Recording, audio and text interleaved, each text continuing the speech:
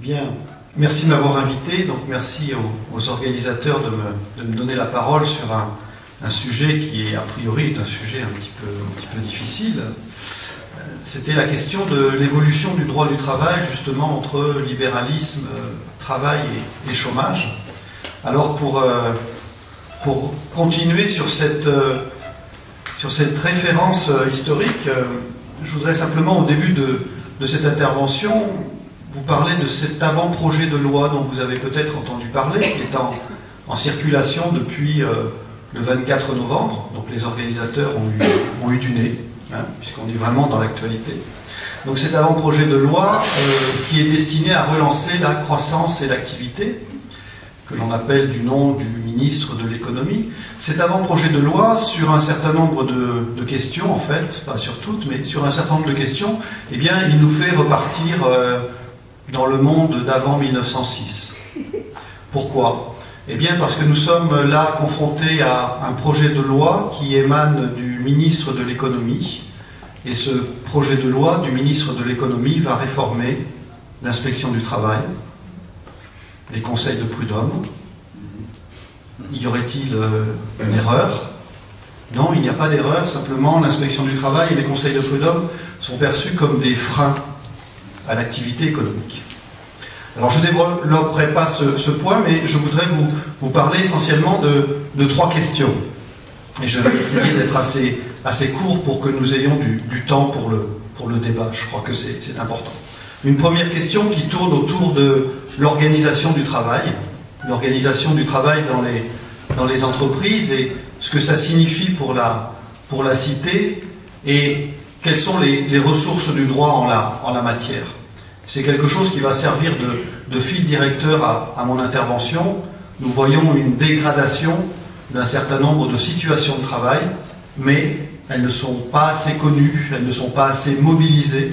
Il existe toute une série de ressources dans le droit n'étant pas quelque chose de spontané, vous le savez, c'est une construction sociale, et ces ressources du droit, quand elles sont utilisées, eh bien, on arrive à bloquer un certain nombre d'évolutions, on arrive même à imaginer d'autres évolutions. Un deuxième point qui tournerait autour de la question de l'évolution des conventions collectives, et en fait, comment désormais on instrumentalise les conventions collectives, c'est-à-dire comment les conventions collectives qui régissent les relations de travail entre les employeurs et les salariés, finalement, ont été dénaturées pour jouer un rôle complètement différent de celui qui était prévu initialement. Et un troisième point qui tourne autour des ressources du droit en matière de droits de l'homme, de droits de la personne humaine. Comment ces ressources du droit sont-elles utilisées sur un certain nombre de terrains? Comment fait-on appel aujourd'hui au droit international de l'OIT, au droit européen, du Conseil de l'Europe ou de l'Union européenne? Bien, voilà quel est notre mini-programme avant d'écouter Bernard Cassin. Première question, l'organisation du travail. Qu'est-ce que l'on voit? Les sociologues nous le disent, et toute une série d'acteurs décrivent ces situations, les psychologues également, et d'autres. Dans un certain nombre de grandes entreprises, depuis plusieurs décennies, on constate une intensification du travail. La charge de travail est de plus en plus élevée, le rythme de travail s'accélère. On constate également une individualisation du travail autour de nouvelles méthodes de management, de nouvelles méthodes de gestion du personnel, de nouvelles méthodes de gestion, entre guillemets, des ressources humaines, avec en particulier les politiques d'individualisation, d'évaluation des résultats individuels, où on nie complètement la dimension coopérative du travail. Donc là, je renvoie aux travaux qu'ont pu faire des personnes comme Christophe Dejour, avec qui je travaille sur ces questions. Bien, donc le constat est celui-ci. Et un certain nombre de ressources du droit existent. Mais ces ressources du droit sont peu mobilisées, sont peu utilisées. Je vous donnerai simplement un exemple. Dans ces ressources du droit, on va trouver en particulier cette règle qui nous dit que l'entreprise doit adapter le travail à l'homme. L'entreprise doit adapter le travail à la personne humaine. Ce n'est pas un slogan, c'est une règle de droit qui figure dans une directive européenne, une directive du 12 juin 1989, et qui figure dans le Code du travail. Mais cette règle, elle dort. Aujourd'hui, en fait, ce que l'on constate, c'est plutôt l'inverse. On demande à l'être humain de s'adapter à de nouvelles méthodes de travail. Et dans ce droit européen qui est très contrasté, on peut effectivement y voir des évolutions très défavorables, mais on peut également y voir des évolutions tout à fait intéressantes. Dans ce droit européen, il est indiqué que l'employeur est obligé d'assurer la santé et la sécurité des travailleurs dans tous les aspects liés au travail. Quand on l'a traduit en France, dans un certain nombre d'actions en justice, eh bien, ça a fait apparaître une obligation nouvelle que l'on appelle l'obligation de sécurité de résultat.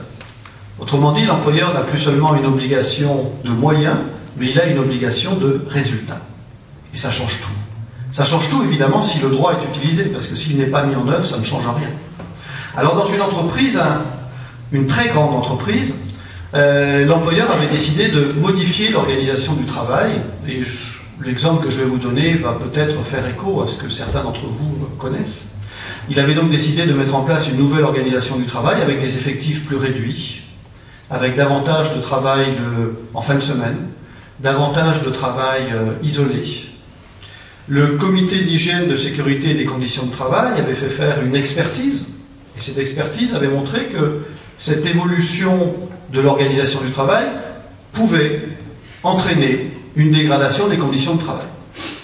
Dans l'état actuel du droit français, l'employeur a consulté le comité d'entreprise, l'employeur a consulté le comité d'hygiène, de sécurité et des conditions de travail, et une fois qu'il a consulté les élus, il a le pouvoir de direction, et il met en œuvre la nouvelle organisation du travail qu'il avait décidée. Eh bien, une organisation syndicale a décidé justement de s'appuyer sur cette obligation de sécurité de résultat.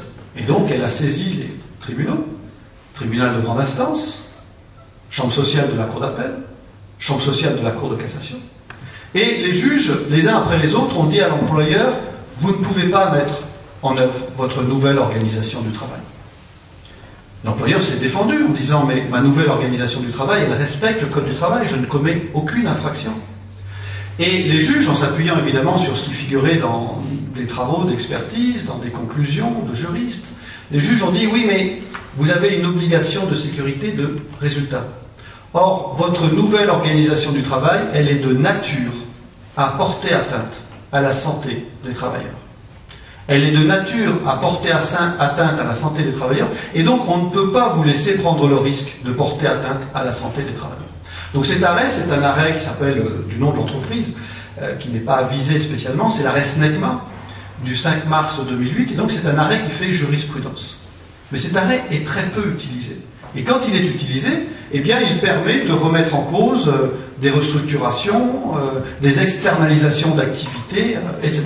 Bon, premier point, je développe pas plus, simplement pour faire passer l'idée qu'il y a là des ressources qui existent, qui sont en train d'être construites, mais qu'elles ne sont pas suffisamment mobilisées, alors que nous sommes sur un terrain qui est extrêmement important, parce que je me demande toujours comment est-ce que l'on peut exiger de salariés que pendant, soyons simples, que pendant 35 heures par semaine, ils travaillent selon un rythme soutenu, ils soient préoccupés par leurs objectifs, leurs résultats personnels, parce que ça va avoir une incidence sur leur rémunération, ça va avoir une incidence sur leur maintien dans l'entreprise.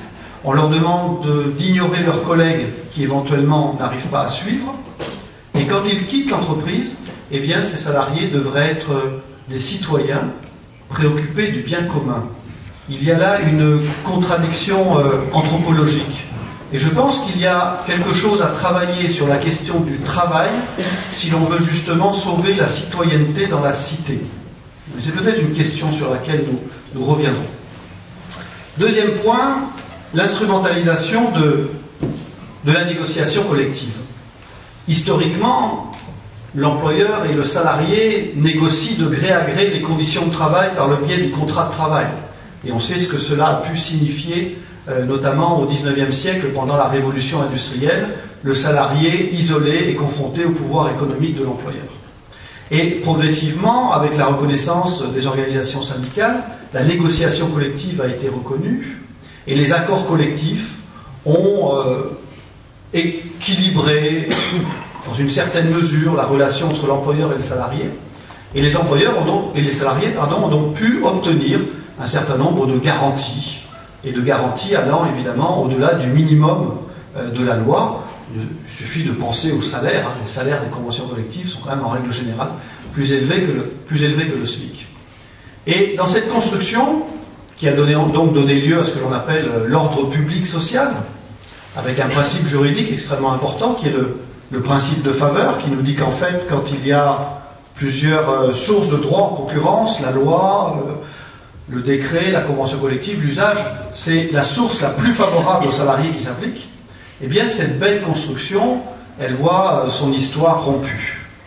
Et elle a vu son histoire rompue par plusieurs étapes successives. Et je suis désolé si ça casse un mythe, mais sans doute qu'un certain nombre d'entre vous sont bien informés de ces questions. La rupture, elle a eu lieu en 1982. C'est en 1982 que la loi, petite loi discrète entre les lois aux roues, que la loi est venue dire qu'un accord collectif pouvait se substituer à la loi, pouvait être appliqué à la place de la loi, alors même qu'il n'était pas plus favorable aux salariés. Première étape, l'accord collectif peut déroger à la loi dans un sens qui n'est pas plus favorable aux salariés. Deuxième étape, plus proche de nous, 2004, c'est François Fillon qui est ministre du Travail.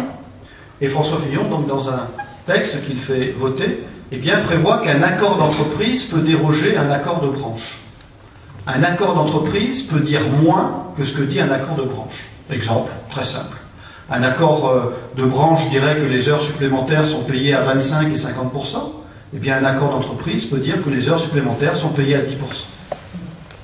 Et on peut multiplier les exemples.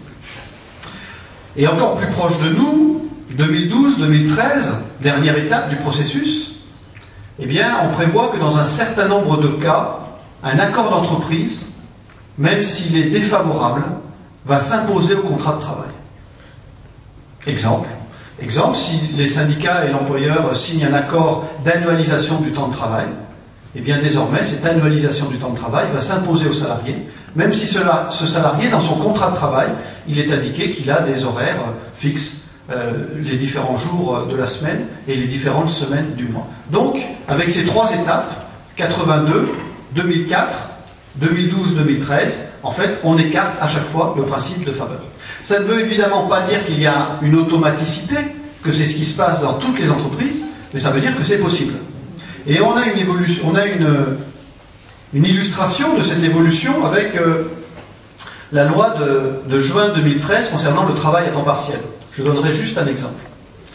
Dans cette loi, il était prévu que les salariés, désormais à temps partiel, bénéficieraient d'une durée du travail minimale de 24 heures. D'accord ? Mais il était prévu aussi, de manière assez étonnante dans cette loi, qu'il serait possible, par avenant individuel, par accord individuel entre l'employeur et le salarié, que le salarié effectue des heures complémentaires en plus, sans que ces heures soient forcément majorées. C'est l'accord collectif qui le décide. Alors cette règle des 24 heures, elle est rentrée en application, nous sommes dans l'actualité, le 1er juillet 2014. Oui, mais il est prévu que des accords de branche peuvent déroger à ce minimum. Eh bien, qu'est-ce que l'on constate ? L'on constate que dans l'immense majorité des cas, les accords de branche ont prévu une durée minimale de travail de 16 heures. Donc la loi est vidée de son contenu. Et dans un certain nombre de branches, la durée minimale de travail, elle s'échelonne entre 2 heures et 16 heures. Et c'est particulièrement vrai, en particulier, pour les salariés du nettoyage, les salariés des entreprises de propreté. Et ce n'est pas étonnant, puisque c'est la chambre patronale de la propreté qui, en fait, avait été à l'initiative de cette évolution. Mais là encore, le droit vient nous dire un certain nombre de choses. Qu'est-ce qu'il vient nous dire, si on veut utiliser le droit européen ? Eh bien, le droit vient nous dire que, finalement, les salariés qui vont être amenés à signer ces avenants individuels, parce qu'elles n'ont souvent pas beaucoup le choix. Je dis elles parce qu'en très grande majorité, les salariés à temps partiel dans les entreprises de nettoyage sont des femmes. Ces salariés qui vont être amenés à signer ces contrats, ces avenants, elles vont être amenées à effectuer des heures complémentaires, le cas échéant, sans majoration. Or, si nous utilisons une ressource qu'enfin nous utilisons en droit interne, la discrimination indirecte, eh bien, il y a là une discrimination indirecte à l'encontre de ces femmes. Autrement dit, ces accords défavorables aux salariés pourrait être remis en cause. Il y a là une possibilité de remise en cause de ces accords. Et donc, dernier point, notre droit du travail évolue sur certains points d'une manière tellement défavorable que nous en arrivons à des situations où nous sommes en dessous des standards du droit international et du droit européen. Quelques exemples. Quelques exemples, vous avez peut-être en tête cette étrange bizarrerie juridique que s'appelait le contrat nouvelle embauche. On a eu le CPE, contre le CPE notamment les jeunes, les étudiants et d'autres se sont mobilisés, et puis nous avons eu le contrat nouvelle embauche. De quoi s'agissait-il? Il s'agissait en fait d'un contrat qui prévoyait que pendant une période de 2 ans, l'employeur pouvait licencier le salarié sans avoir à apporter de justification. Donc pendant 2 ans, le salarié était en période d'essai. Un certain nombre de salariés ont saisi les conseils des prud'hommes, l'affaire a prospéré en justice, et ces salariés se sont basés sur une convention de l'Organisation internationale du travail, convention de l'OIT, convention numéro 158, convention qui nous dit que l'employeur, quand il licencie le salarié, il doit avoir une justification. On peut admettre que pendant une courte période, il n'y ait pas de justification, période d'essai, mais de courte durée, pas pendant une longue période. Eh bien, qu'est-ce qui s'est passé? Il s'est passé que le juge, en appliquant la convention de l'Organisation internationale du travail, il a dit non, cette loi ne peut pas être mise en œuvre. Ce texte est contraire au droit international. Encore faut-il connaître le droit international. On a quand même une toute petite interrogation.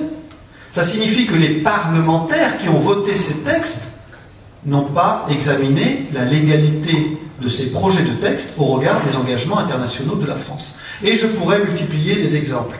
Nous avons eu d'autres exemples avec par exemple le système du forfait jour. Système du forfait jour qui initialement était prévu pour des salariés extrêmement autonomes de type cadre supérieur dont on ne pouvait pas mesurer le temps de travail. Ce système de forfait jour est très dérogatoire puisqu'en fait, sans vous ennuyer avec des éléments trop juridiques, avec ce système de forfait jour, il n'y a plus de durée légale du travail. Il n'y a plus de durée maximale du travail. Alors les salariés en forfait jour, en 2000, ils étaient 2% de la population active. Aujourd'hui, ils sont, d'après les chiffres du ministère du Travail, 11%. Qu'est-ce que ça veut dire? Ça veut dire que ces salariés peuvent potentiellement, ce n'est pas forcément ce qui se passe dans toutes les entreprises, ces salariés peuvent potentiellement travailler 13 heures par jour, 6 jours par semaine, 272 jours par an. Je vous laisse faire le calcul. Sans aucune majoration pour heures supplémentaires. Ces salariés ne sont pas forcément cadres. Ça peut être tout simplement des salariés qui ont une certaine autonomie. Et bien là encore, des organisations syndicales ont saisi le Conseil de l'Europe de Strasbourg, et le Conseil de l'Europe est venu dire non, le système français des forfaits en jour entraîne des durées du travail qui ne sont absolument pas raisonnables, et il n'y a pas de paiement d'heures supplémentaires, donc il faut modifier la loi. Ces condamnations ont eu lieu en 2011, depuis la loi n'a pas été modifiée. Qu'est-ce que ça veut dire? Bien, ça veut dire qu'un certain nombre de salariés saisissent les tribunaux et obtiennent gain de cause. Et actuellement, la semaine dernière, c'était la convention collective du notariat, qui après la convention collective de la chimie, après la convention collective des bureaux d'études, etc., c'était la 8e convention collective pour laquelle la Cour de cassation disait non, les durées du travail de ces salariés sont excessives, donc on doit considérer que ces salariés n'ont pas de forfait jour, on doit donc les payer à l'heure et calculer leurs heures supplémentaires chaque semaine. Et puis, dernier exemple que je voudrais vous donner, c'est celui du calcul des effectifs dans les élections professionnelles. Dans les élections professionnelles, il est prévu actuellement dans le Code du travail que l'on ne comptabilise pas les salariés qui ont ce que l'on appelle un contrat aidé, les contrats de la politique de l'emploi. Par exemple, les apprentis, on ne les comptabilise pas. Et là encore, la Cour de justice de l'Union européenne, donc là c'est l'autre Europe, c'est l'Europe de Luxembourg, eh bien la Cour de justice de l'Union européenne est venue dire qu'il était, au regard du droit européen, illégal de ne pas comptabiliser ces personnes, puisque ça entraînait la non-application de directives, par exemple, en matière de consultation de comités d'entreprise. Qu'est-ce qui s'est passé depuis? Eh bien, pas grand-chose. C'est-à-dire qu'en fait, ce sont là encore les salariés et les organisations syndicales qui doivent saisir le juge pour obtenir la satisfaction, tout simplement, de l'application du droit. Donc ce point me paraît important, c'est-à-dire que notre évolution du droit est tellement défavorable que nous ne sommes même plus au standard du droit international et du droit européen sur un certain nombre de sujets, évidemment pas sur tous les sujets. Et que d'autre part, eh bien, dans ce droit si mal connu, il y a un certain nombre de ressources qui mériteraient d'être davantage mobilisées. Question d'actualité que j'invite tout le monde à examiner avec attention, c'est la renégociation d'une directive en matière de temps de travail.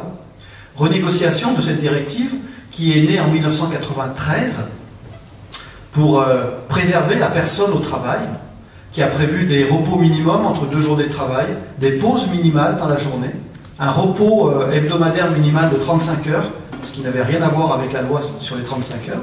Donc cette directive a apporté un certain nombre de choses tout à fait positives en droit interne.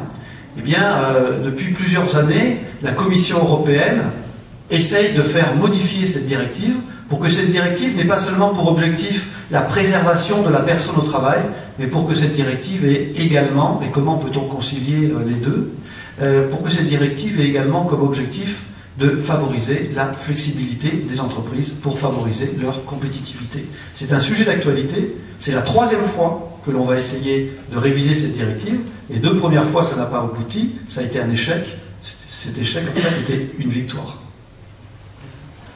Merci.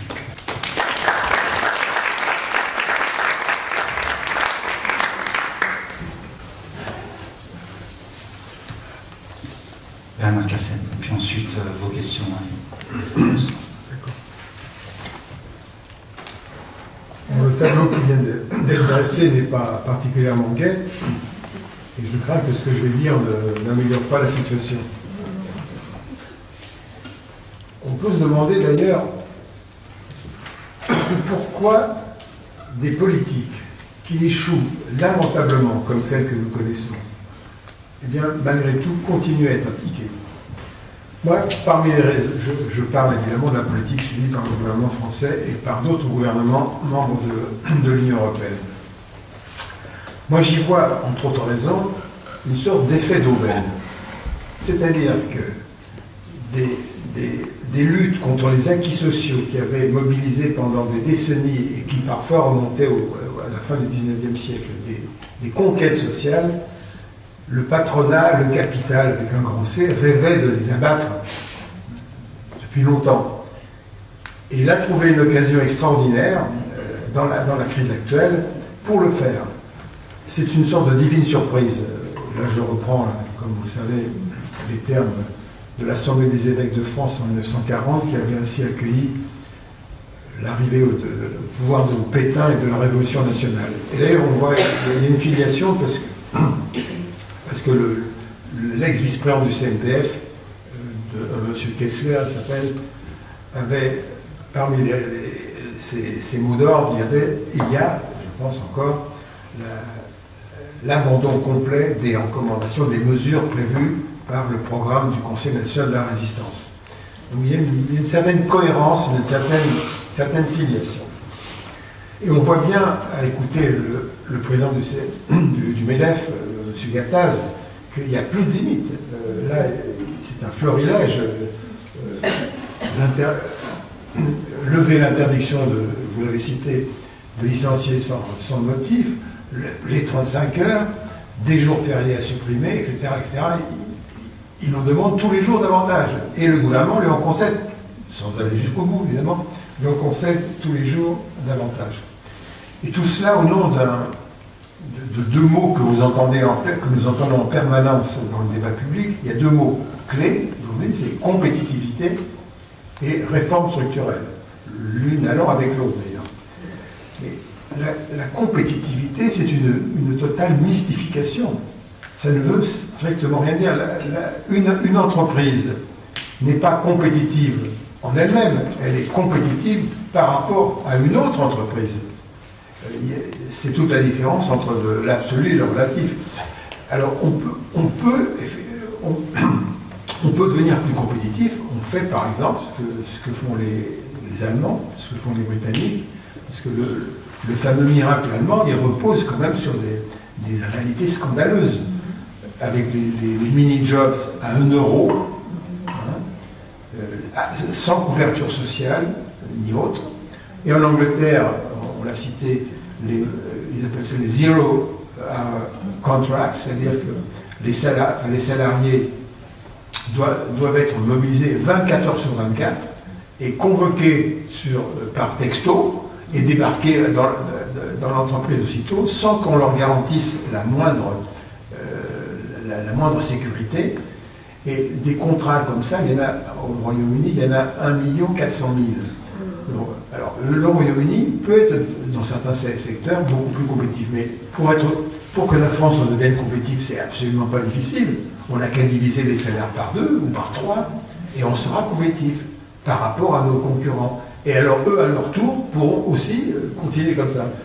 Ce que l'euro interdit de faire, c'est-à-dire une dévaluation qui s'imposerait, externe, eh bien, se fait sous forme de dévaluation interne, c'est-à-dire en faisant tout porter sur le coût du travail.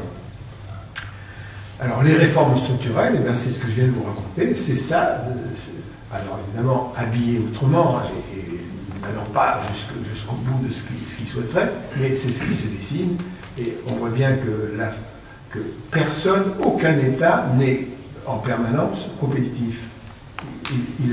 L'Allemagne peut perdre sa compétitivité si la France dévalue internement, ou si l'Italie ou l'Espagne, etc. Donc il faut lutter contre cette mystification sémantique de la compétitivité. C'est un peu comme c'est la déclinaison libérale du mythe de Sisyphe. Vous voyez, Sisyphe qui est obligé de condamné par les dieux à monter un rocher en haut d'une montagne, et chaque fois le rocher retombe et il faut qu'il revienne, etc., etc. Donc voilà la situation, voilà le cadre général qui explique pourquoi les attaques contre le code du travail pour ce qui nous concerne et en général la législation sur le travail se trouvent dans un terrain extrêmement favorable en faisant de la crise. Donc tout le monde n'est pas mécontent de la crise, parce que à supposer que ce que je ne crois pas une seconde, c'est que la croissance revienne, etc., etc., etc.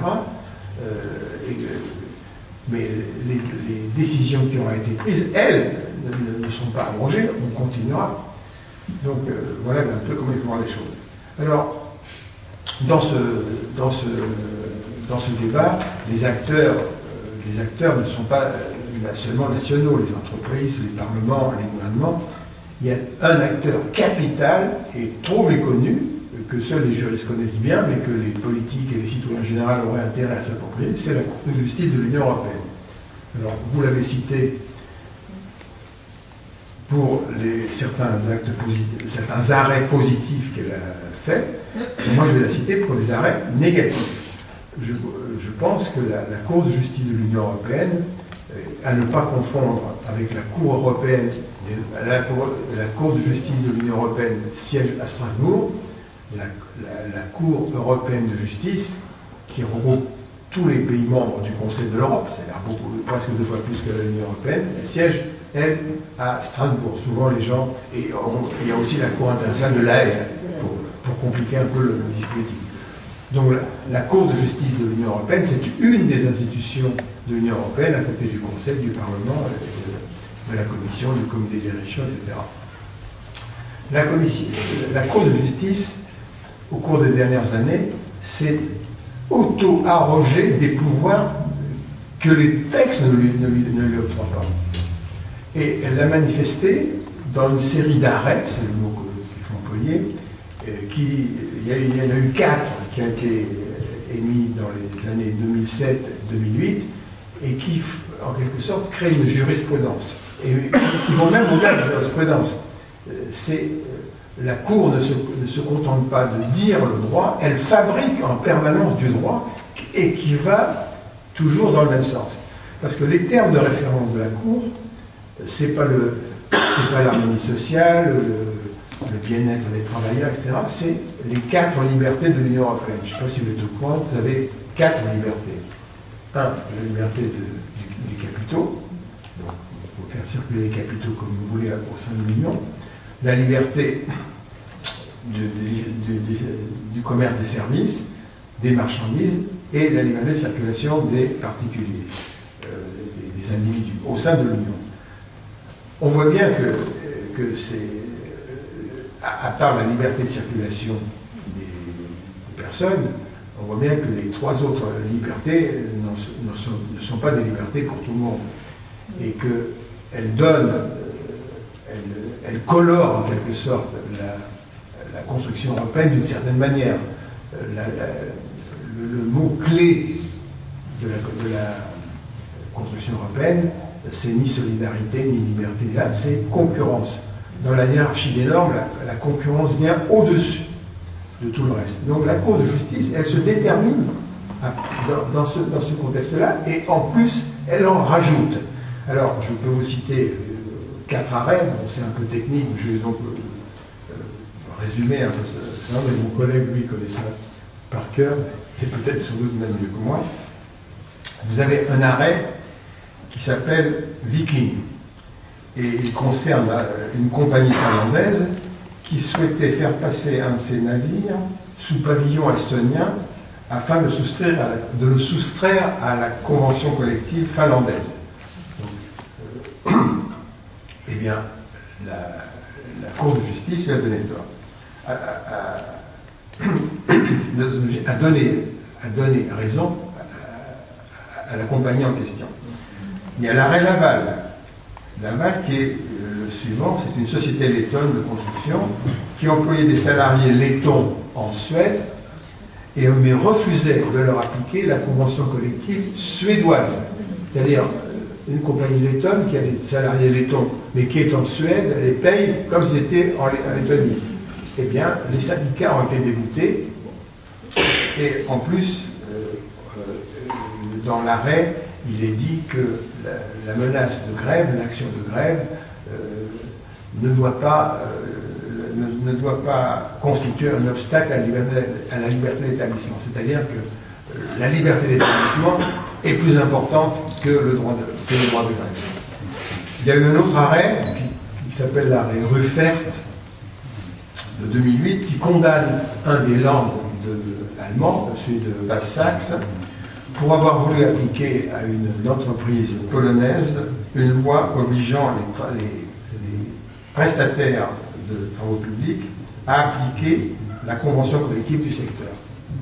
Dégoûté. Enfin, le Luxembourg, on en parle beaucoup, mais il ne fait pas que de l'évasion fiscale. Il a été condamné, le Luxembourg, le Grand-Duché, pour avoir voulu appliquer au Luxembourg des conventions collectives luxembourgeoises au profit des travailleurs étrangers vivant au Luxembourg. C'est-à-dire que le Luxembourg demandait l'égalité entre ses travailleurs et les travailleurs étrangers. Il y en a beaucoup au Luxembourg, comme vous savez, vivant. Donc on a 4 cas là qui ont été longuement analysés et qui montrent en quelque sorte l'orientation générale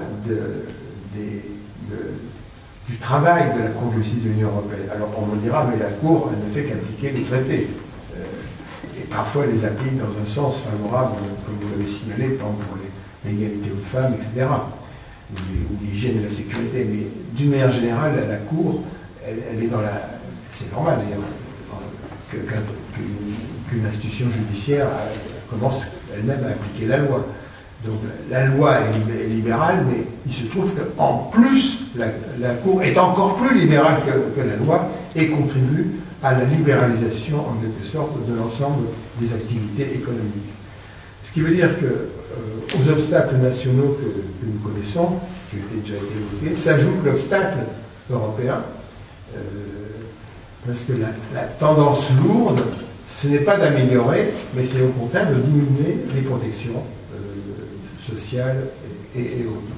Ce qui veut dire qu'une lutte pour la conquête des droits sociaux, elle doit, ou la reconquête, ou en tout cas la résistance aux tentatives de démantèlement, elle doit non seulement se faire au niveau national, ce qui est évidemment primordial, mais elle doit aussi se mener au niveau européen, dans la mesure où les décisions européennes, disons, ont force de loi par rapport aux décisions nationales. Donc les luttes n'en sont que plus complexes parce que tous les les intéressés, tous les protagonistes ne sont pas nécessairement mobilisés sur la Cour de justice et qui ne fait pas publicité. Alors elle a une qualité, le patriote que je suis, vous l'avez signalé, c'est que ces délibérations se font en français. Voilà, merci.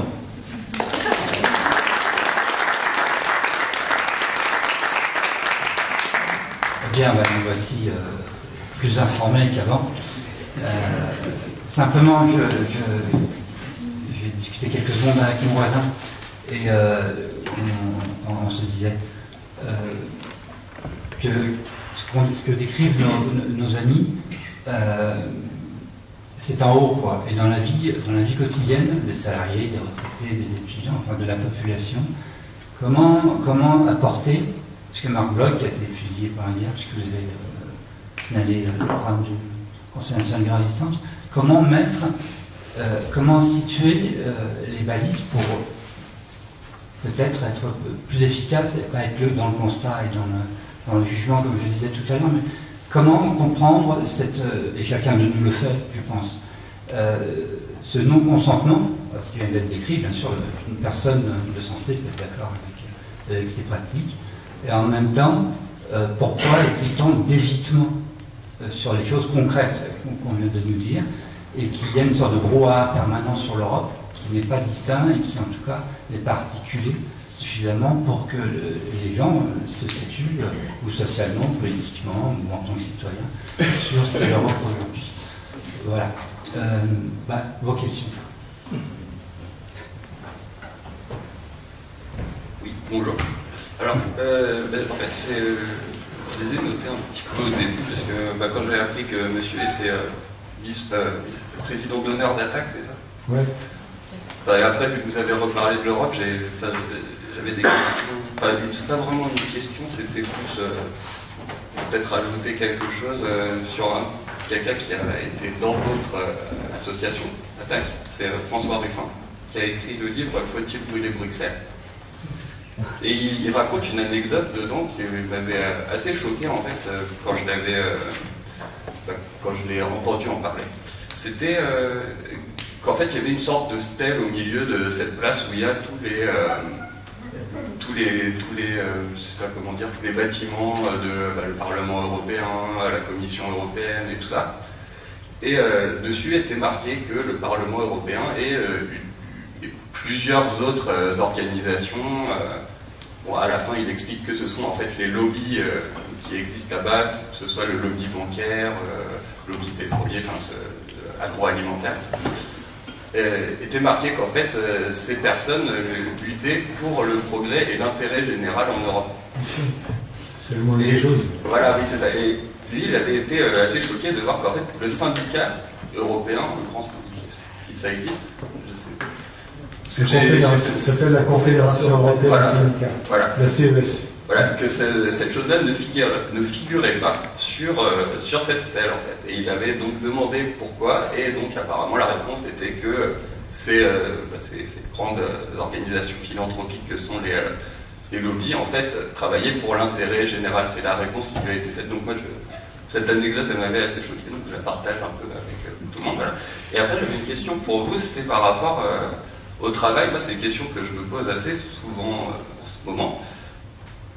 C'est en fait, est-ce que le travail c'est un droit ou est-ce que c'est un devoir? Parce que parfois, quand on entend certains ministres parler de chômage, des chômeurs et tout ça, on a l'impression que on devrait être obligé de travailler, que en fait, c'est même quasiment, quand un employeur nous donne un travail, c'est quasiment une bénédiction qu'il nous fait. Alors qu'en réalité, vous pourrez voir les choses de l'autre manière, c'est le travailleur qui propose aussi sa force de travail, ou aussi par rapport, que ce soit aussi aux rémunérations qui peuvent exister. Pourquoi est-ce qu'une rémunération énorme est consentie pour les patrons d'entreprise et misérable pour ceux qui sont tout en bas de l'échelle? Et généralement, ça va être parce que ces personnes-là prennent des risques. Et moi, je pense qu'un travailleur, quel qu'il soit, en fait, prend un risque aussi quand il va travailler dans une entreprise. Que ce soit par la distance qu'il va faire, ou alors peut-être que l'entreprise, justement, si les nouvelles directives dont vous nous parliez sont appliquées et vire un salarié, voilà, sans raison à la limite, parce qu'il en aurait le droit, est-ce que c'est pas un risque pour lui aussi? Est-ce qu'il n'a pas pris un risque en allant? Voilà. Oui. Je connais François Ruffin, je ne sais pas s'il est membre d'Attaque, il mériterait de l'être. Non, il est très présent dans toutes les activités, disons, de ce style. Je ne connaissais pas cette histoire de plaque. En vous écoutant, ça m'a fait penser au cercle de jeu. Vous allez me dire, qu'est-ce que ça a à voir? Vous savez qu'il y a des cercles de jeu qui sont à Paris, où il y en avait, parce qu'ils ont été presque tous fermés, qui sont tous tenus par des mafias. Mais si vous regardez les statuts des cercles de jeu, ce ne sont même que des organisations à caractère philanthropique. Les statuts le disent. C'est pour le bien-être, pour donner à la recherche médicale. Donc, ça me fait un peu penser au lobby que vous avez signalé, auquel il faut ajouter le lobby de la chimie, qui est des médicaments qui est hyper puissant, évidemment. C'est à peu près la même chose, je dirais.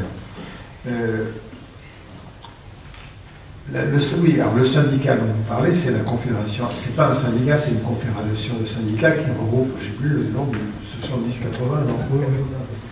syndicats européens, pas seulement des membres de l'Union européenne. On ne peut pas dire que la CES ait fait preuve d'une agressivité excessive vis-à-vis du patronat européen, ni vis-à-vis de la Commission. Elle est d'ailleurs une création de la Commission. La Commission européenne, c'est en quelque sorte créer ses propres interlocuteurs, comme ça on prend moins de risques. Donc ce qu'il faut retenir de tout ça, c'est que la question européenne surplombe toutes les autres. C'est pas la peine de vouloir régler certains problèmes au niveau national, parce que de toute façon, la décision ne se fait plus là. Les spécialistes estiment que les chiffres varient, que entre 50% et 75% des textes qui nous régissent, nous citoyens français, ou ce serait pareil pour les Belges ou les Italiens, entre 50 et 75%, ce sont des simples transpositions en droit national de décisions prises au niveau européen. Donc le Parlement, qui est obligé de voter les transpositions, il n'est souverain que sur 25% environ des textes qui nous régissent. Donc, mais cette prise de conscience existe déjà. Je suis frappé quand même de l'évolution. On peut dater de 2005, du référendum sur le traité constitutionnel européen. C'est un tournant. Il y a eu à l'époque une appropriation collective très importante des textes du traité, et l'idée que les questions européennes, ce n'est pas des questions étrangères, l'Europe, ce n'est pas les États-Unis ou même la Suisse. Nous sommes l'Europe, nous sommes dedans, ce n'est pas quelque chose d'extérieur. Et donc, des décisions qui sont prises au niveau européen, eh bien, ce sont celles-là qui s'appliquent à nous. Et c'est donc à ce niveau-là aussi qu'il faut se battre. Ça marche? Oui, ça marche. Alors votre question est excellente. En fait, il y a deux questions. Il y a une question sur l'évolution du droit, il y a une question autour de travail, droit, risque. Alors, sur l'Europe, construction européenne est une excellente chose. C'est une excellente chose de s'unir avec d'autres pour faire ensemble un certain nombre de choses. Le droit européen nous a apporté énormément de bonnes choses. La construction européenne nous a apporté énormément de bonnes choses. À partir du milieu des années 70, les textes qui ont été pris sur le plan européen dans le domaine du droit social étaient des droits plus progressistes que ce qui existait dans le droit interne. Les lois sur les licenciements économiques, la loi sur le transfert de salariés entre entreprises, les textes en matière de santé-sécurité, les textes en matière d'égalité entre les femmes et les hommes, les textes en matière de discrimination, les textes en matière d'insolvabilité de l'employeur, et je pourrais continuer la liste très longtemps. Le droit européen a marqué un vrai progrès dans le droit social. Simplement par ignorance, par paresse, par arrogance, ces textes, on ne les a pas étudiés, on ne les a pas utilisés. Un exemple. En 1992, a été voté un texte sur la préservation de la femme enceinte dans le milieu de travail. Un texte qui préserve une femme, quand elle est enceinte, de contact avec un certain nombre de produits chimiques qui peuvent avoir des conséquences pour sa santé et pour la santé du fœtus. 1992. Ce texte a été transposé en droit interne en 2001, par ordonnance. Les textes en matière d'action contre les discriminations, les textes de 2000, ils ont fini d'être transposés en droit français par une loi du 27 mai 2008, parce que la Commission européenne menaçait la France d'être poursuivie devant la Cour de justice de l'Union européenne. Donc le droit européen est un acquis sur le plan de l'évolution du droit social. Après, bien évidemment, il faut mettre cette évolution en regard d'autres évolutions, par exemple sur un certain nombre de directives en matière de concurrence. Mais j'attire votre attention sur le fait que le paysage est incroyablement complexe et qu'il ne faut pas essayer de le simplifier, parce qu'autrement on ne voit pas quels sont les ressorts, quels sont les leviers. L'évolution est préoccupante. L'évolution est préoccupante parce que depuis les commissions Barroso, les deux commissions, l'orientation de la Commission européenne n'est plus du tout de construire du droit social. Mais n'oublions pas ce qui existe. C'est-à-dire, ne soyons pas victimes de la dictature de l'actualité.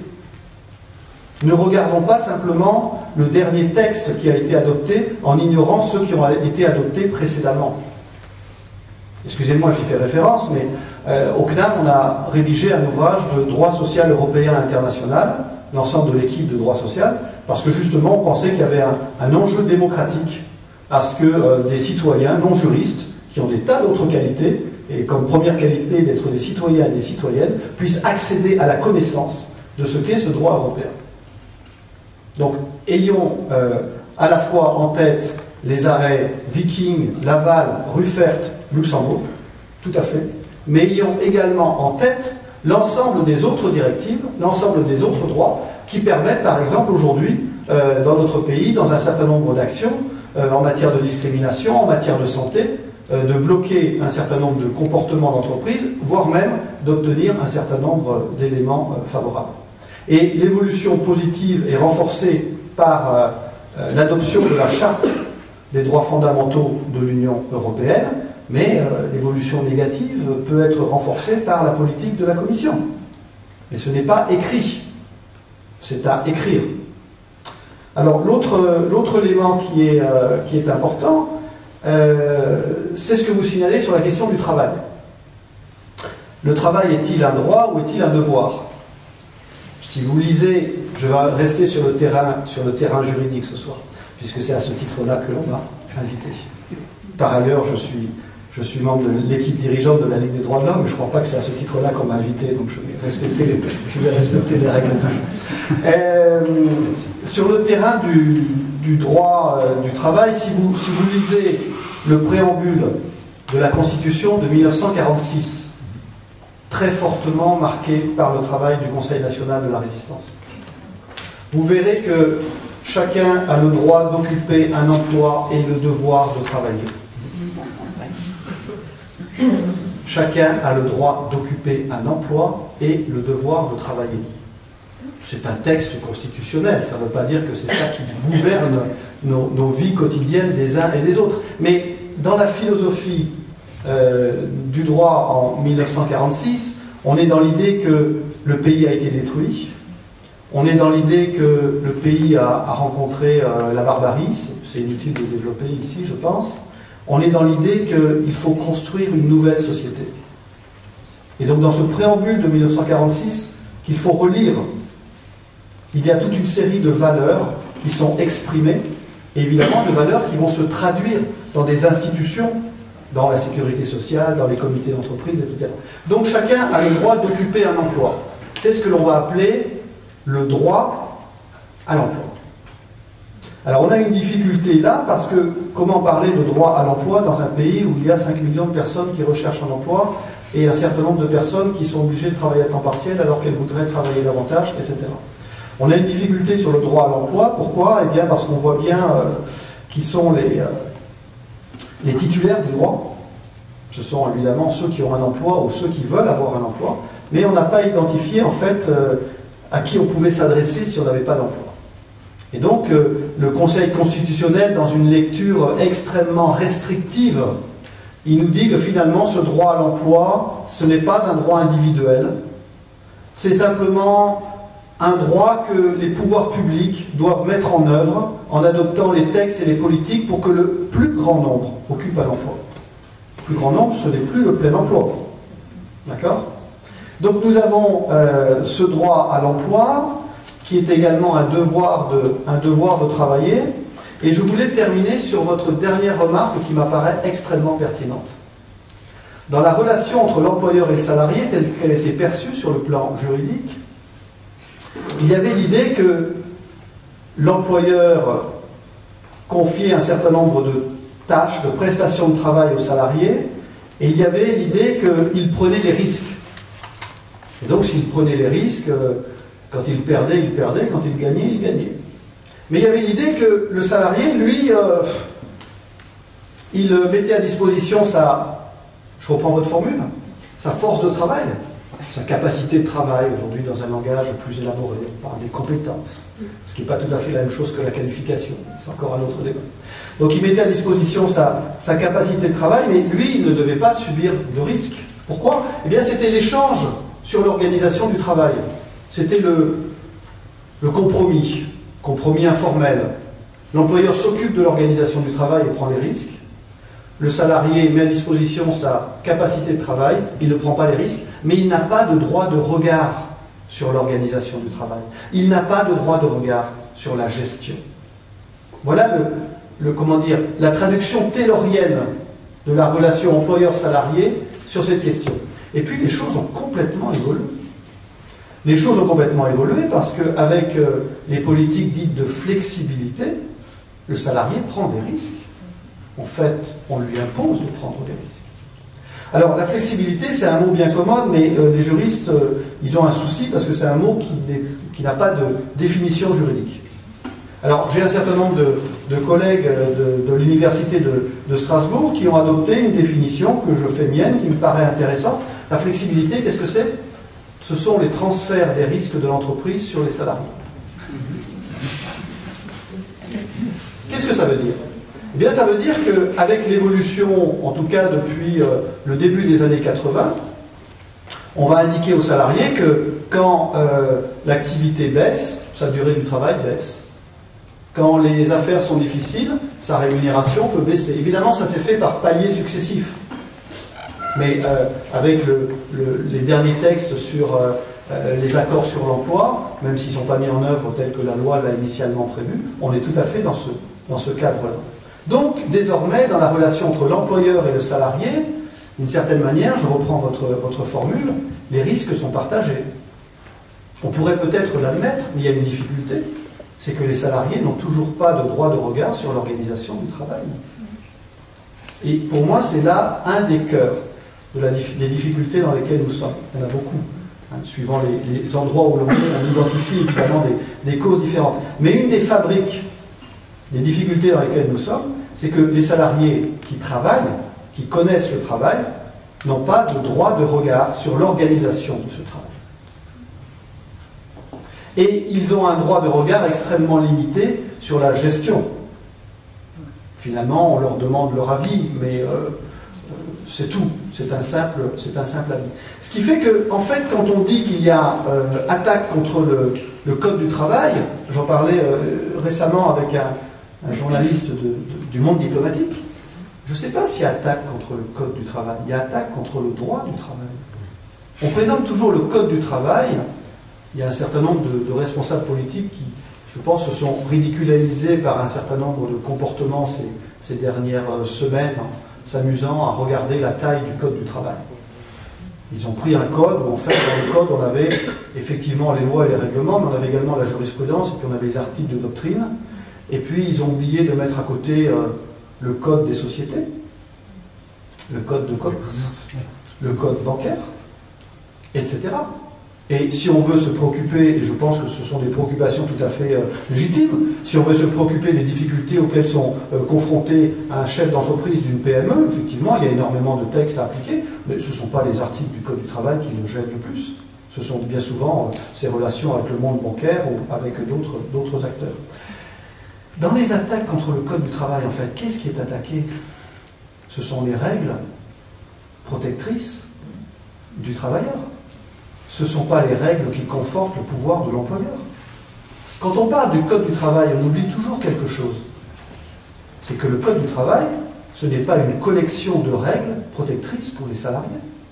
Le Code du travail, c'est d'abord, historiquement, des règles qui confortent le pouvoir de l'employeur.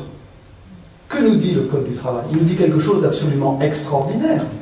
Il nous dit que dans une république où les citoyens sont égaux, où 1 est égal à 1, eh bien il y a un citoyen qui a le droit de sanctionner un autre citoyen parce qu'il l'a décidé. Il décide de sanctionner ce citoyen, et il met en œuvre la sanction, et la sanction s'impose. Ça s'appelle le pouvoir disciplinaire. Ça n'existe nulle part ailleurs. Dans le Code du travail, ça existe. Autrement dit, historiquement, le Code du travail s'est construit par la reprise de ce pouvoir de l'employeur, qui est un pouvoir économique, bien évidemment, auquel on a donné une dimension juridique. Et si certains veulent réécrire le Code du travail, moi je suis à disposition. Ça dépend quelles sont les orientations que l'on veut donner à cette réécriture. Ça n'a strictement aucun sens de parler de simplification du Code du travail. Simplification avec quel objectif? En matière de temps de travail, je vais m'arrêter là parce que je suis intarissable sur le sujet. En matière de temps de travail, entre janvier 2013, M. François Fillon est ministre du Travail, entre janvier 2013 et août 2003, excusez-moi. Janvier 2003. Il pourrait y être. Janvier 2003 et août 2005, nous avons eu 13 lois en matière de temps de travail. 13 lois qui ont réformé des règles en matière de temps de travail.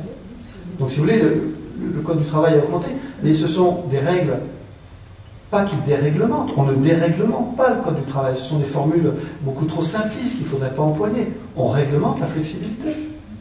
On explique qu'un salarié il va pouvoir être amené à travailler sur l'année. Et que s'il refuse de travailler sur l'année, eh bien il va pouvoir être licencié. C'est ça aussi que l'on trouve dans le Code du travail. Donc je vous invite, quand on aborde ces sujets-là, à ne pas confondre le Code du travail, qui est une somme de textes. Certains sont favorables à l'employeur, d'autres sont favorables aux salariés, d'autres organisent tout simplement, et c'est une fonction du droit, la vie quotidienne. La vie quotidienne dans les relations de travail, avec le droit du travail, quelque chose de beaucoup plus large, et comme Bernard Cassin l'a dit fort justement tout à l'heure, aujourd'hui, si on s'intéresse aux questions du travail, il faut s'intéresser aux questions européennes. Il faut s'y intéresser très fortement. Et donc il y a un appel citoyen tout à fait nécessaire pour que les citoyens s'occupent du droit européen en tant que travailleurs, mais aussi en tant que citoyens, tout simplement. Vous avez dit tout à l'heure que le droit du travail à l'échelle européenne était largement en avance sur les pratiques. Vous venez de dire maintenant que le droit du travail à l'échelle française était en régression. Qu'en est-il des syndicats? Pourquoi au niveau national, au niveau européen, au niveau mondial, n'en parlons pas, et pourquoi en dessus de tout ça, l'OIT et le Bureau international du travail manifestent tant d'impuissance? Pourquoi toute la chaîne du travail est si faible?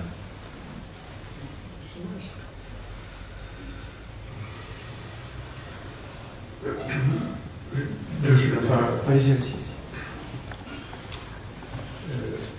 Je ne suis pas sûr qu'on peut opposer la régression du droit du travail dans les États avec des progrès au niveau européen. Parce que les progrès européens sont datés. Les années 70, c'est avant, disons, le néolibéralisme triomphant. Et dirais que l'Europe, il y avait en quelque sorte, l'atmosphère générale politique se déteignait aussi sur la Commission et sur les institutions européennes. Donc l'Europe a épousé, je dirais, l'évolution des États vers le néolibéralisme, non seulement sous la férule des partis conservateurs, mais avec même beaucoup d'excès de zèle sous la férule des gouvernements se réclamant de, j'ose même plus dire de la gauche, mais disons de la social-démocratie.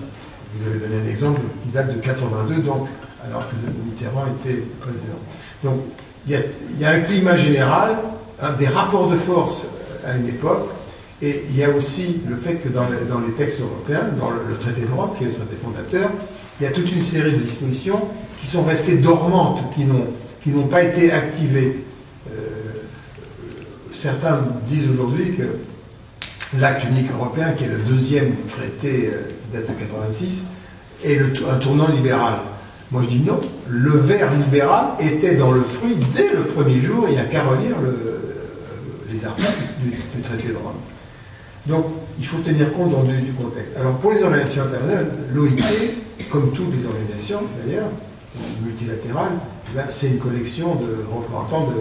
Enfin, l'OIT, il y a les employeurs et les syndicats, mais il y a aussi les gouvernements. Donc ce sont les politiques gouvernementales, les positions gouvernementales qui sont en cause. De même que vous l'avez signalé dans la non-transposition de certaines directives, où il a fallu que la Commission menace financièrement les États pour n'avoir pas transcrit les directives. Assez curieusement, j'ai lu quelque part que le pays qui transcrit le plus vite les directives, c'est le Royaume-Uni. Absolument. Absolument. Alors que c'est et la France, en revanche, figure parmi les derniers. Alors, il y a beaucoup de directives que pour ma part, je ne transposerai pas. C'est une grève de transposition. Enfin, vous connaissez le mécanisme. Les gouvernements prennent au niveau européen des décisions, le Conseil des ministres du Conseil européen et le Parlement européen pour décision, sur des directives, et pas que sur les directives, aussi sur les règlements, mais sur les directives, c'est une sorte de loi cadre qui fixe l'objectif à atteindre, mais qui laisse à chaque État la liberté de trouver les chemins pour l'atteindre. Pour arriver à un niveau, à un certain point, le point, lui, est fixe, mais le point de départ des États est différent, donc les lois qu'ils ont à mettre en œuvre peuvent être différentes. Mais lorsque les gouvernements adoptent une directive, en coalition avec le Conseil, avec le Parlement, ils s'engagent également à la transposer. C'est-à-dire qu'ils font office d'exécutif et de législatif.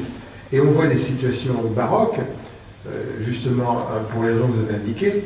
Prenons la directive postale, par exemple, de libéralisation de la poste. Elle a été adoptée par un ministre socialiste qui s'appelle Christian Pierret,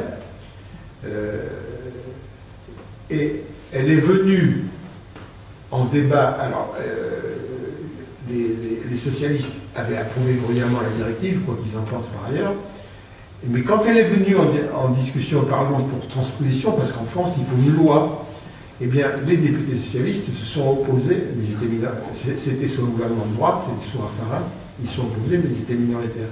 Donc un État s'engage à transposer. Je ne connais pas d'exemple dans la vie parlementaire française, peut-être vous me corrigerez, qu'un texte européen n'ait pas été transposé en loi française alors qu'il a été soumis au Parlement. Donc, c'est déjà un fonctionnement curieux que ce soit l'exécutif qui s'engage à faire approuver quelque chose par législative. Ça revient à ce que je vous disais tout à l'heure, c'est qu'il y a 25% seulement de souveraineté, et encore, je suis généreux, parce que sur les 25%, il faut aussi compter les lobbies, les banques, etc. Alors, un ou deux, je peux? Oui, bien sûr. Et après, on va grouper les questions parce qu'il nous reste 20 petites minutes. On pourra grouper les questions. Peut-être un ou deux éléments. Je suis très interrogatif sur le pourcentage de textes français qui ne serait que la transposition de textes européens. En tout cas, ce n'est pas le cas quand on examine le droit social. C'est Michel Barnier, commissaire européen, qui est sur 50%. Delors était sur 80%. Oui, mais en fait, Jacques Delors, dans son texte, quand il parle de 80%, il est dans une projection. C'est-à-dire qu'il pense il dit dans quelques années, 80% de la législation interne aura une origine européenne. Et en fait, ce sont des chiffres qui n'ont jamais pu être démontrés. Et en tout cas, sur le plan du droit social, si on regarde le droit du travail, eh bien, ces chiffres ne se vérifient absolument pas. C'est-à-dire que les textes européens ne marquent pas autant le droit interne. Tout simplement, pourquoi? Eh bien, parce que le droit du travail en France couvre l'ensemble des situations, depuis le recrutement jusqu'au licenciement, en passant par le temps de travail, la rémunération, les conditions de travail, etc. Alors que le droit européen, lui, n'intervient que sur certains segments de cette question-là. Donc, le niveau est beaucoup plus réduit. Alors, par rapport à votre question, votre question est très pertinente, mais je n'y répondrai pas parce que je ne suis pas le bon interlocuteur. Mais il y a une véritable question à se poser sur le rôle joué par les organisations syndicales dans la mise en œuvre des politiques de flexibilité. Je voudrais attirer l'attention sur le fait que les politiques que l'on appelle de flexibilité, c'est-à-dire toutes ces politiques de mise en œuvre d'accords d'entreprise qui peuvent être moins favorables que la loi ou moins favorables que les accords de branche, avec cet exemple, excusez-moi, du travail à temps partiel. Pourquoi tous ces accords de branche prévoient des durées minimales de travail de 16 heures jusqu'à 2 heures, alors que la loi prévoit 24 heures? Donc là, il y a une interrogation. Mais ce qui est assez préoccupant, c'est qu'en fait, un certain nombre d'objectifs de branches professionnelles sont repris par des organisations syndicales. Mais là, il faudrait avoir un débat, peut-être avec des sociologues des relations professionnelles ou avec les organisations syndicales en tant que telles. En tout cas, il y a quelque chose qui évidemment est extrêmement important à examiner. Quand vous citiez l'Organisation internationale du travail, on n'est pas tout à fait dans les mêmes mondes. C'est-à-dire que l'Organisation internationale du travail, c'est une organisation avec des délégations qui viennent des États, avec quelque chose de très original, puisque dans chaque délégation, on a des représentants des États, un représentant des organisations d'employeurs et un représentant des organisations de salariés. Il faut quand même mesurer que, au cours de ces dernières années, l'OIT a continué à faire un travail tout à fait intéressant sur toute une série de sujets. Alors, les décisions de l'OIT, ce sont des conventions. Ces conventions. Pardon ? Des recommandations. Non, des conventions. D'abord des conventions. Ces conventions sont ratifiées par les États, et ensuite les États s'engagent à les mettre en œuvre, et ces conventions vont pouvoir devenir des outils de travail dans le cadre des négociations collectives ou dans le cadre d'actions de justice. Et vous avez raison, en complément de ces conventions, il y a des recommandations. Donc ça, c'est un premier niveau, et on a vu, même ces dernières années, des conventions de l'OIT tout à fait intéressantes qui ont pu être adoptées. Et puis d'autre part, l'OIT a continué à faire un travail tout à fait important concernant notamment les plaintes qu'ils reçoivent. C'est-à-dire que l'OIT reçoit des plaintes qui sont adressées à la commission des experts, c'est-à-dire les experts qui vérifient comment les conventions et les recommandations sont mises en œuvre. Et puis d'autre part, il y a un comité particulier qui est le comité de la liberté syndicale qui reçoit lui également un certain nombre de plaintes sur l'atteinte au droit syndical. La France a fait l'objet de réprimandes de la part du comité de la liberté syndicale, notamment à l'occasion de grèves qui ont eu lieu il y a quelques années, avec les réquisitions qui avaient pu être formulées par des préfets dans des centres de stockage de carburant, en disant que cette manière de procéder n'était pas conforme aux conventions et que donc il y aurait dû y avoir une négociation. Et l'OIT a également dit un certain nombre de choses extraordinairement intéressantes par rapport à un certain nombre d'États, notamment la situation qui s'impose aujourd'hui à la Grèce. C'est un vrai sujet. Alors dans le numéro du Monde diplomatique de novembre, il y a un petit article sur cette question et je pense que ça mériterait que cet article soit développé. Enfin, on est un certain nombre de juristes en France, en Grèce, en Allemagne, en Autriche à avoir écrit des articles où on démontre que les décisions qui ont été prises par la Troïka, les décisions qui ont été prises par la Commission européenne dans le cadre de la Troïka, ces décisions sont illégales du point de vue du droit international de l'OIT, du point de vue du droit international du Conseil de l'Europe de Strasbourg, et même du point de vue du droit de l'Union européenne. Ces décisions sont illégales. Ceci dit, maintenant, ça veut dire qu'il faut que des acteurs s'emparent de ces textes, s'emparent de ces analyses, et c'est l'état actuel du droit, saisissent les juridictions, les différentes juridictions, de manière à faire casser ces décisions. Et là, je trouve quand même tout à fait intéressant, si vous avez l'occasion, c'est extrêmement bien fait, vous allez sur le site de l'OIT et vous allez dans la partie des plaintes, la partie comité de la liberté syndicale, et vous regardez le rapport qui est effectué chaque année à l'encontre d'un certain nombre d'États, et vous examinez notamment le rapport qu'a fait le comité de la liberté syndicale de l'OIT concernant la Grèce en 2012, où il démontre que les politiques mises en œuvre par le gouvernement grec en application des décisions de la Commission européenne dans le cadre des mémorandums de la Troïka, eh bien, sont illégales en matière de démantèlement, par exemple, du droit de la négociation collective. Puisqu'aujourd'hui, en Grèce, du fait de ces différentes réformes, eh bien, par exemple, le salaire minimum des jeunes de moins de 25 ans est inférieur au seuil de pauvreté. La négociation collective en Grèce, aujourd'hui, c'est une négociation collective qui ne doit servir qu'à prévoir des dispositions moins favorables que ce qui existe au niveau des branches. Voilà des lieux, des acteurs, des ressources qui sont à mobiliser. Deux ou trois dernières questions. Madame ? Peut-être pas avoir besoin de... Merci. Juste le monsieur avant et après. Ah,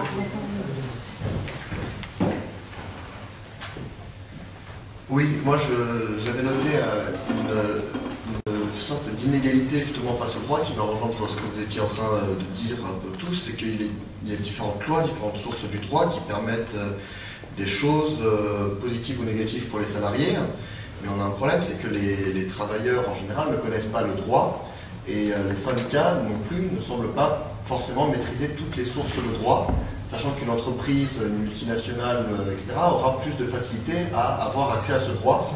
Donc cette double inégalité me semble venir des droits qui sont de plus en plus apparemment défavorables aux salariés, et de l'autre côté une inégalité qui, même quand le droit est favorable aux salariés, ces derniers ne peuvent pas l'utiliser puisqu'ils ne le connaissent pas.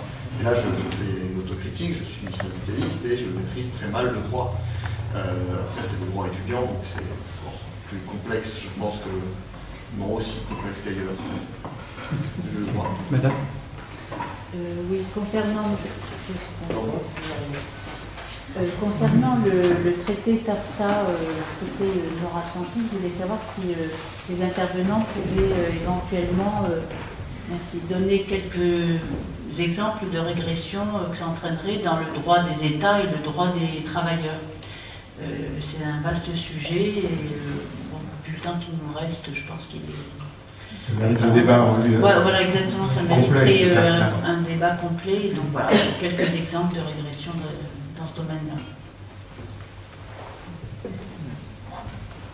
Bon, c'est deux questions quand même. Trois questions. Il y a 4 questions. Oui.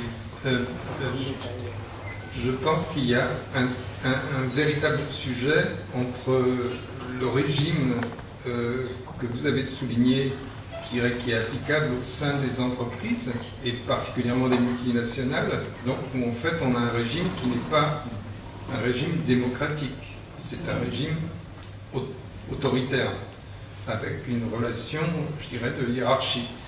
Et le droit, qu'il soit de toutes sortes, qui est, je dirais, une base de la démocratie. Maintenant, dans le sujet de... vous parliez néolibéralisme, travail et chômage. Et je pense que le problème, il n'est pas sur une compétition entre le droit européen, le droit de l'OIT ou le droit national, mais qu'il est sur un empilage d'institutions ou de quasi-institutions que sont les multinationales et qui ne sont pas de même nature politique. Voilà.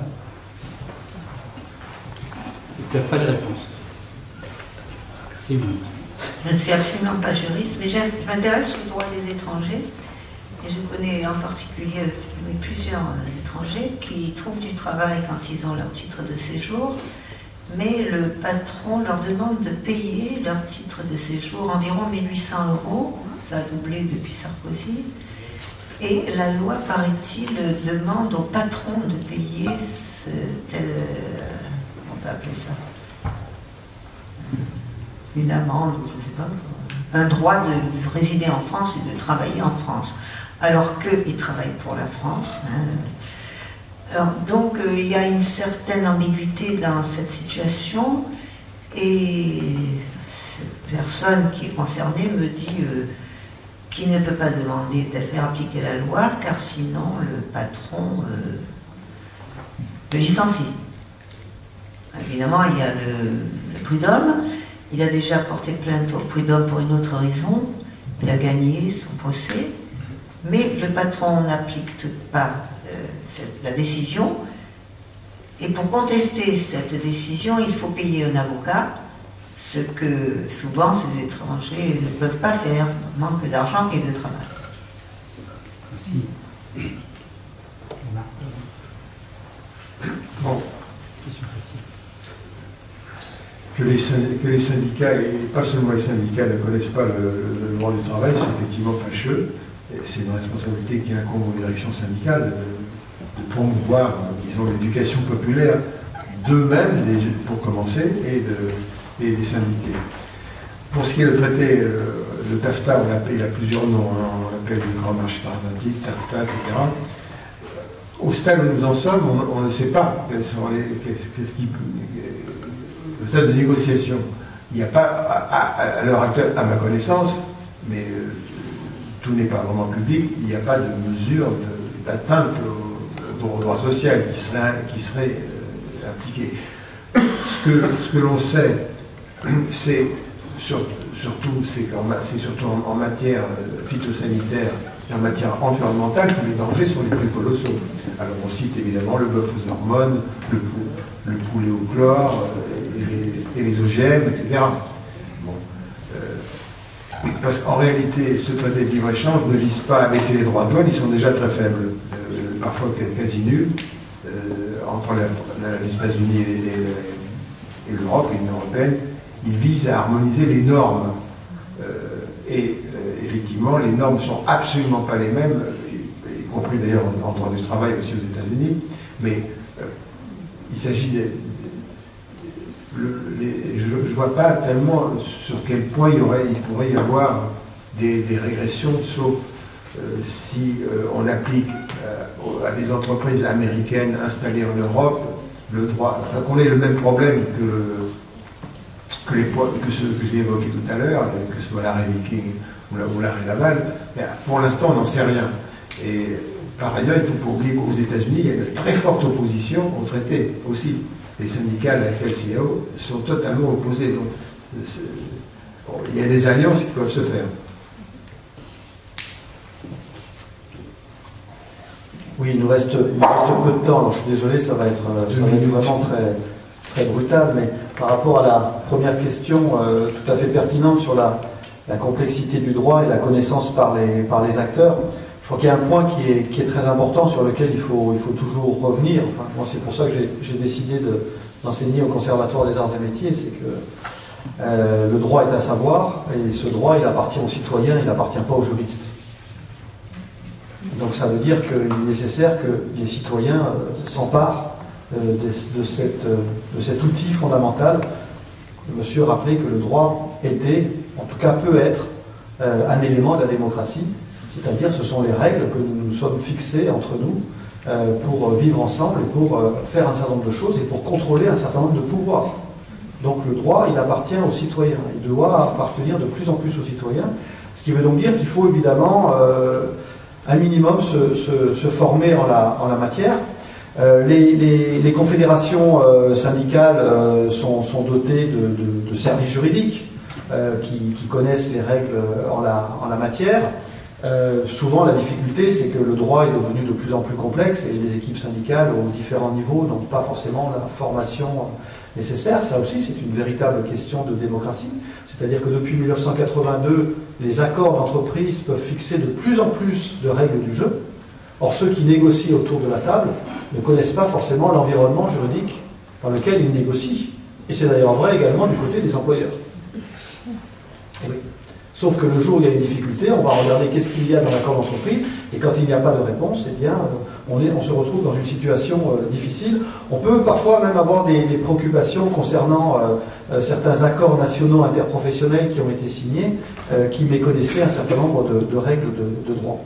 Sur le taffetage, j'ai rien à ajouter à ce que dit Bernard. En fait, on n'a pas connaissance des négociations, et c'est sans doute quand même une des préoccupations que l'on peut avoir. Il y a un point sur lequel quand même on a quelques éléments, c'est le risque en cas de contentieux de passer par l'arbitrage et non plus par les juridictions de droit commun. Et donc là, effectivement, c'est quelque chose de tout à fait préoccupant. C'est quelque chose que l'on a imposé à d'autres époques aux pays que l'on appelait des colonies. Hein, c'est pas nouveau. Simplement, on se retrouve dans la situation que l'on a imposée à d'autres moments, et donc on voit ce que ça veut dire. Le débat sur les multinationales, oui, il faudrait pouvoir avoir du temps pour le reprendre. Vous aviez raison, madame, de soulever la question du droit des étrangers. Alors, il est illégal de demander à des étrangers de verser les sommes d'argent que vous avez évoquées pour pouvoir obtenir un titre de séjour, enfin un titre permettant de travailler. Ça, c'est tout à fait illégal. En revanche, il est inscrit dans la loi que l'employeur doit verser une contribution s'il emploie un salarié de nationalité étrangère hors Union européenne. C'est dans la loi, donc il n'y a pas de recours à faire au prud'homme. C'est la loi, mais peut-être que la loi est discriminatoire. Mais ça, c'est un autre débat. Ça renvoie à la question de la différence de traitement entre les étrangers, suivant qu'ils sont étrangers d'un pays de l'Union européenne ou qu'ils sont étrangers d'un pays hors Union européenne. Et donc, dans le cadre de la HALD, qui depuis a été intégrée dans le Défenseur des droits, eh bien, nous avions adopté une délibération qui demandait aux ministres, aux différents ministres concernés, de supprimer cette différence de traitement suivant les étrangers, suivant qu'ils relèvent d'un État de l'Union européenne ou d'un État hors Union européenne. Nous attendons toujours la réponse. Merci vraiment à tous les deux, merci à vous.